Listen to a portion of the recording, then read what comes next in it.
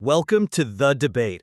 When you look really closely at a digital photograph on your screen, what you perceive at first is this seamless, continuous reality. Right, like the smooth gradient of a sunset or the sharp edge of a mountain. Exactly. But if you zoom in close enough, that smooth reality just, well, it shatters. Yeah, it reveals a rigid underlying structure, a grid of tiny, discrete squares. Pixels. Pixels. And we accept this because we know the image is a programmed rendering. But today, we are turning that zoom lens onto the fabric of our own universe to ask a truly mind-boggling question. Are we living in a simulation? It really is the ultimate question, isn't it? I mean, if you're listening to this right now and holding a coffee cup or looking at the dashboard of your car, it feels almost absurd to think that the physical weight of that object might just be rendered code. It does. It feels entirely real.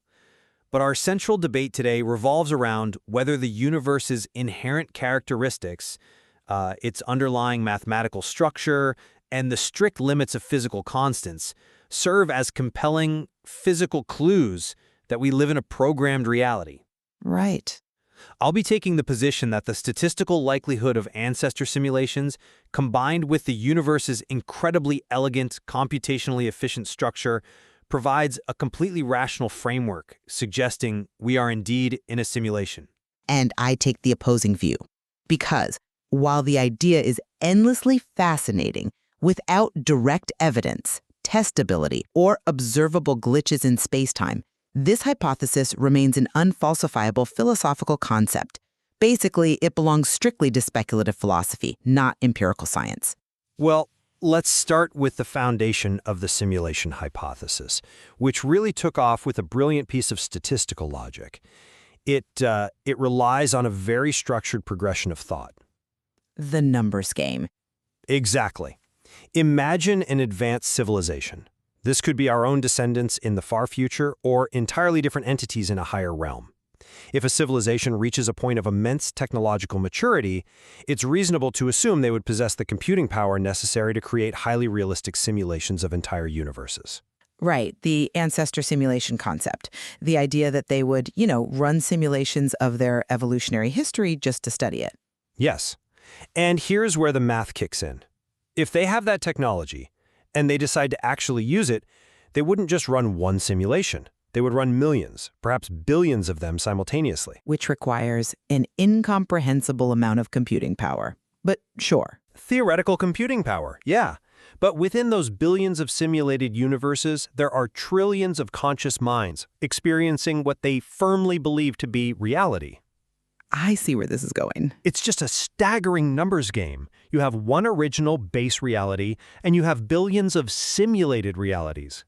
Therefore, if you look at this purely statistically, the number of simulated minds exponentially outnumbers the biological minds in the singular base reality.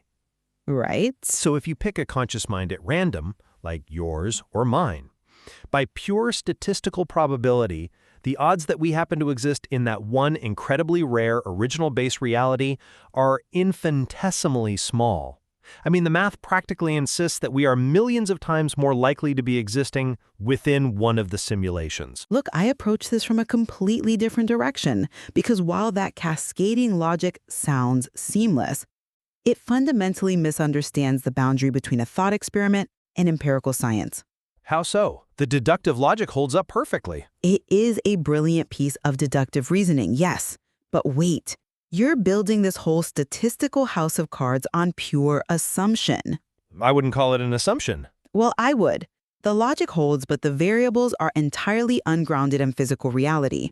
You are treating the hypothetical billions of simulated universes as if they are already confirmed data points in a statistical set. But we have a sample size of exactly one, our own observable universe. You cannot build a statistical probability model when the denominator is completely imaginary. See, I wouldn't call it imaginary. I'd call it an extrapolated probability based on technological trajectories. But you're doing math with unknown variables.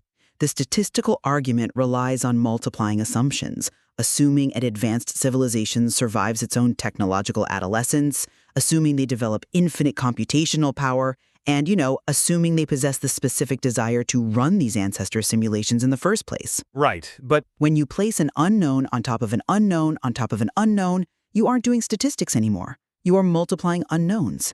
And that doesn't give you a probability, it gives you a philosophical hypothetical. I see why you think that, but let me offer a different perspective on how we evaluate probability in the absence of a laboratory. In theoretical physics, we often accept statistical frameworks and mathematical models long before we have the instruments to physically touch the phenomena. Like what? Think about the existence of black holes or gravitational waves.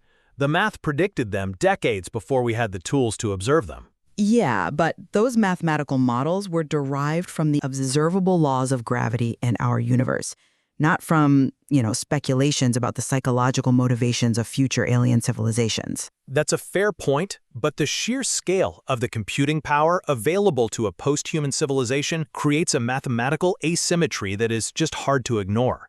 Once a civilization crosses the threshold where creating conscious simulations is possible, the production of these simulations becomes incredibly cheap, theoretically speaking. Sure, theoretically. So, from a purely rational standpoint, assuming that we're the special, exceptional anomaly living in the one base reality, that borders on an arrogance assumption. I'd argue it's only arrogant if we concede that the trillions of simulations actually exist. Until science actually observes at least one other reality or gleans some physical proof of the simulating apparatus, this is just an engaging story we tell ourselves about existence. But what if the physical proof is exactly what we are observing right now? Oh, really? Yeah! This is where the simulation hypothesis moves from pure statistics into physics. If the statistical premise suggests we should look for evidence of a simulation, we have to ask, what would that evidence actually look like? If the universe is a computer, where is the physical signature of the software? And what do you see as that signature? It's baked into the very fabric of how our universe operates. When we look at the underlying mechanics of our reality, we don't find chaos. We find elegant, extraordinarily precise underlying mathematics. We find strict limits on physical constants. Okay, give me an example. Let's take the most famous one, the speed of light. The cosmic speed limit. Right. Why is there a maximum speed limit in the universe at all? In a classical, mechanical universe, you might expect objects to just accelerate infinitely if you keep applying force. But they don't.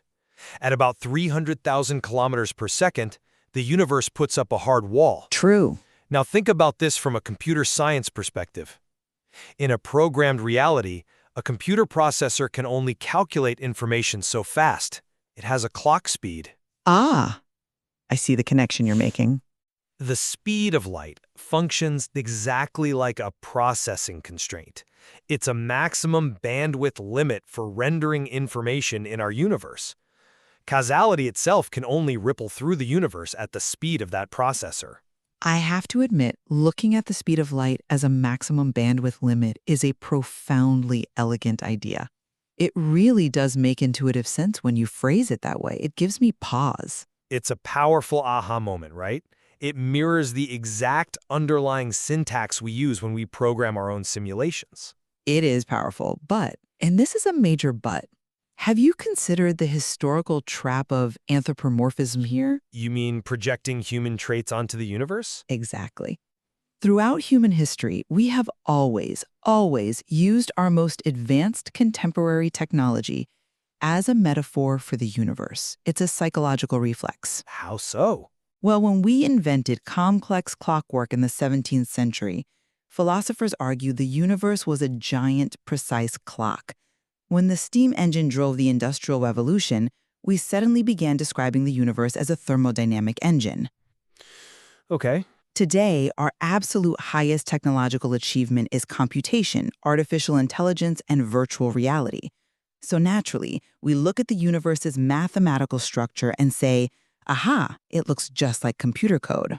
So you're saying it's just our current flavor of the month? Exactly. It's a profound projection. The fact that the universe possesses a mathematical structure and that physical constants have limits like the speed of light is simply a fundamental property of nature. But it functions like... It is not evidence of an external programmer. We are taking the beautiful, natural elegance of the cosmos and reducing it to our own human concepts of software engineering. That is a very fair caution. I agree we definitely have to be wary of projecting human paradigms onto the cosmos. But let me explain why this analogy to computer code goes far beyond mere structural similarity. It's not just that it looks like code, it's that it behaves like a resource management system. Resource management? What do you mean? Yes, computational economy. Let me use an analogy that anyone who plays modern video games will instantly understand. Think about games like Minecraft or Grand Theft Auto. The world inside those games is massive. But the computer running the game doesn't render the entire city or the entire planet all at once. Right, because that would instantly crash the processor. Exactly.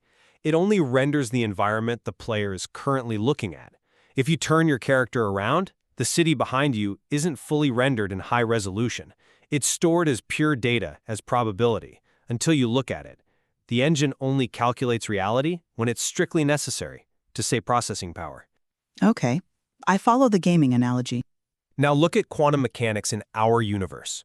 Ah, the observer effect. Yes, at the subatomic level, particles, like electrons or photons, don't exist in a definite state.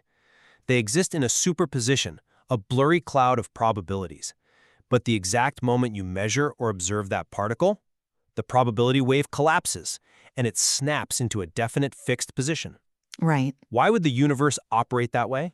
Well, quantum physicists have debated that for a century. But look at it through the simulation lens.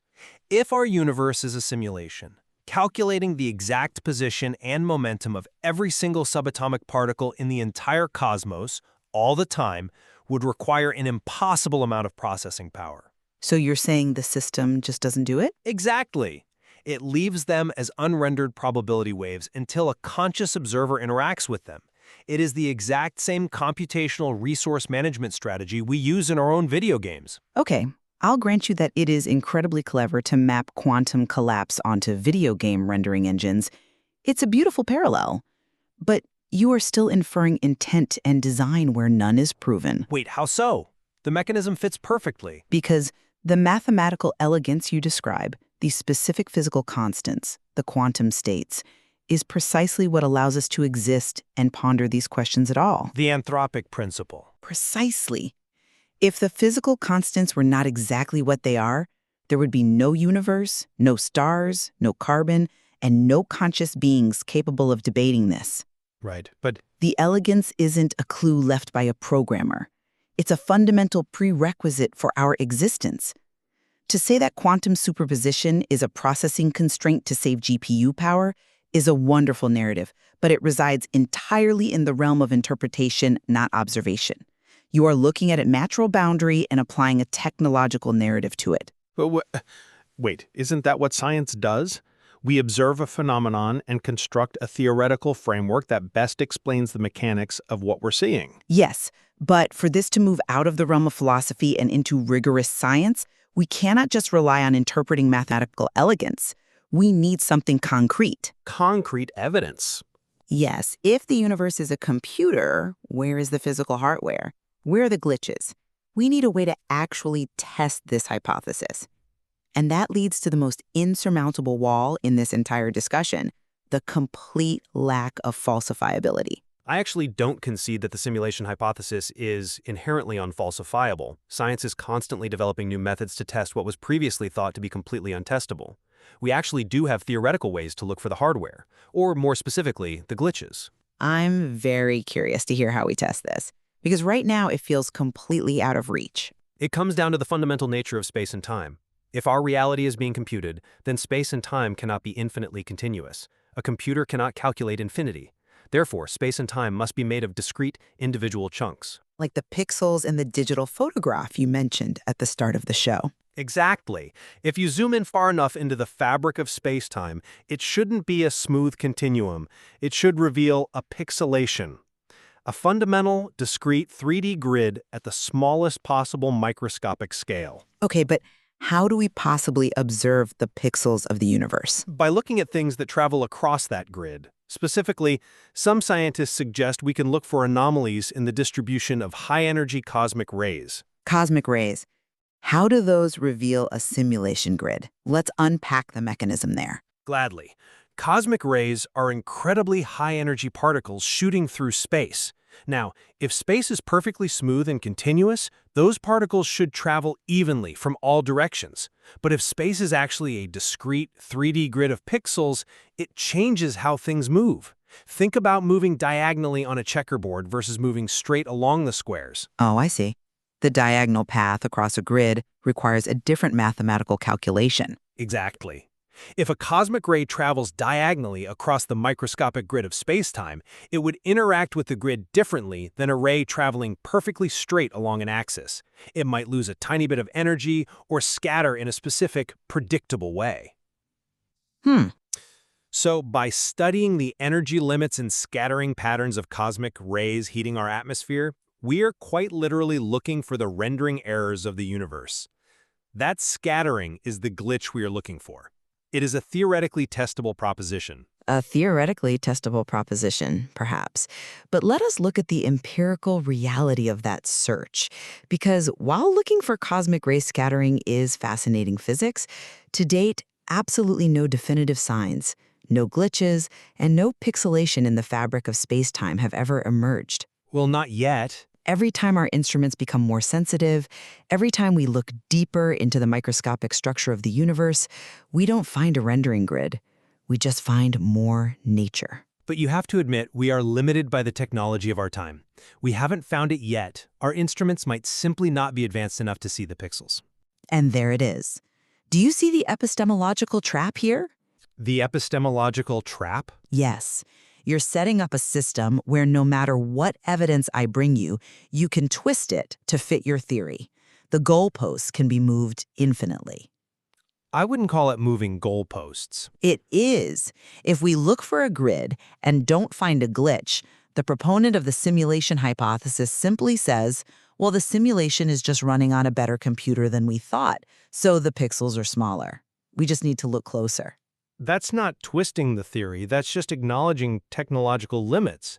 But a theory that can accommodate any absence of evidence by simply claiming the simulation is flawless is, by definition, unfalsifiable. Science requires that a hypothesis stick its neck out and risk being proven wrong. I agree with that. So if every negative result is just brushed aside as proof of the simulation's immense processing power, then the hypothesis is scientifically dead in the water. Until we develop methods that yield definitive, observable evidence of these space-time irregularities, the idea remains hopelessly speculative. I understand the frustration with shifting goalposts, but we must acknowledge that pushing the boundaries of what is observable is the very engine of scientific progress.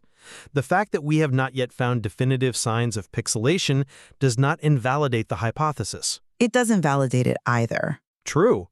We are fundamentally limited by the tools we possess within the simulation if indeed we are in one.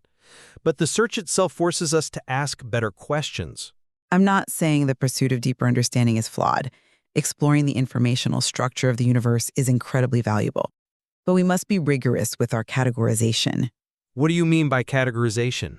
I mean investigating the limits of physical constants or the behavior of cosmic rays. That is physics. Deciding those constants are the bandwidth limits of a programmed reality. That is philosophy. They are both vital to the human intellect, but confusing the two is dangerous. Okay, I hear that. The simulation hypothesis challenges our understanding of existence, absolutely. But until it produces a single, verifiable anomaly, it is not an empirical model of the universe. We have explored a truly profound landscape of ideas today. As we bring our discussion to a close, my position remains that the simulation hypothesis offers a uniquely powerful framework for understanding our reality. When we look at the staggering statistical likelihood of ancestor simulations, combined with a universe governed by beautifully precise mathematical structures, we see compelling clues of a programmed existence. even without the physical evidence. Yes, because the mechanisms align so perfectly. The speed of light acting as a computational bandwidth limit and quantum mechanics mirroring the resource management strategies of a video game engine offer a deeply structured and highly rational perspective. Right. It cannot be easily dismissed simply because our current instruments cannot yet detect the microscopic pixelation of spacetime. It provides a logical explanation for the extraordinary mathematical elegance that underpins our world. And my position stands that while the deductive logic is a masterclass in philosophical reasoning, it cannot substitute for empirical evidence until new scientific methods yield definitive, observable proof, specifically until we can actually detect measurable glitches, like those cosmic ray scattering anomalies, to confirm a pixelated spacetime. This hypothesis must be classified as unverified speculation. Evo, with the math? Yes. We must resist the urge to anthropomorphize nature's fundamental properties into human concepts like computer code. The simulation hypothesis is a fascinating, engaging concept, but without testability and falsifiability, it remains a brilliant philosophical inquiry, not a scientific reality. I think despite our different lenses, we can both firmly agree on one thing. This concept, whether ultimately proven as physical reality or remaining a thought experiment, is deeply intriguing. It serves an absolutely critical role in pushing the boundaries of our intellect. It forces us to rigorously challenge our most basic assumptions about existence. I wholeheartedly agree with that.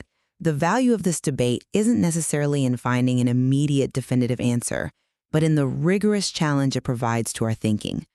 Examining the universe as a potential construct forces us to appreciate just how incredibly complex and finely tuned our reality truly is. It strengthens our scientific epistemology by forcing us to define what constitutes actual evidence. Precisely. There is immense value in looking at reality through multiple lenses. Whether you approach the cosmos strictly through the lens of empirical science, demanding observable data, or you engage with it through philosophically speculative frameworks that challenge the limits of probability and logic, there is still so much more to explore regarding the fundamental nature of our universe. Both lenses illuminate the profound mystery of our existence, regardless of how it came to be. We leave it to you, the listener, to weigh the statistical arguments, the mathematical elegance, and the strict demands of empirical falsifiability to form your own conclusion about the nature of our reality.